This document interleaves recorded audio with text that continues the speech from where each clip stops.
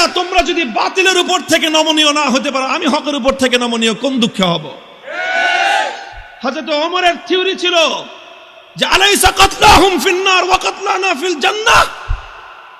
হযরত ওমর রাগে ক্ষোভে হুজুর সাল্লাল্লাহু আলাইহি ওয়াসাল্লাম এসে বলতেছে যে হুজুর, আচ্ছা কোন তো থিওরিটা এটা কিনা যে বেঈমানরা মরলে জাহান্নামে যাবে, ঈমানদাররা মরলে জান্নাতে যাবে, কথা ঠিক আছে না হুজুর?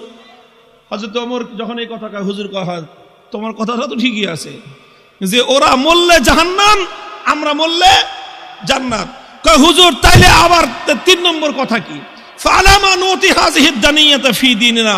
বেঈমান যদি নমনীয় না হতে পারে, মরলে জাহান্নামে যাবে, তাহলে আমি মরলে জান্নাতে যাব, আমি নমনীয় হব কেন?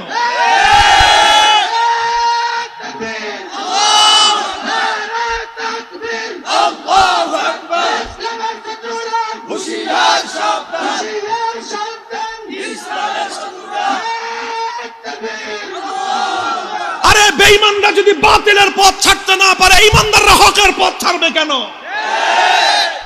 কথার মধ্যে কোনো ভেজাল আছে? হিসাব কিতাব তো ক্লিয়ার, কথা তো পরিষ্কার এখানেই, যে এখানে নমনীয় তো তোমাকে হতে হবে, আমি কেন নমনীয় হব? যেখানে তুমি বাতিলের উপর, আমি হকের উপর, তুমি বদ্দিনের উপর, আমি দ্বীনের উপর, তুমি কোরআনের বিপক্ষে, আমি যখন কোরআনের পক্ষে, নমনীয় তোমাকেই হতে হবে, আমার নমনীয় হওয়ার কোনো স্কোপ নাই।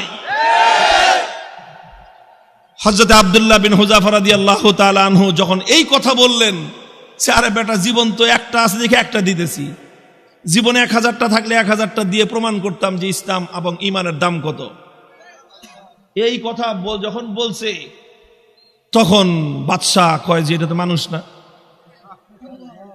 মানুষ কি এরকম হয় নাকি? আরে মৃত্যুর মুখোমুখি দাঁড়িয়ে মৃত্যুকে আলিঙ্গন করার জন্য পাগল, কয় জীবন একটা আছে দেখে একটা দিতেছি, 1000টা থাকলে 1000টা দিতাম।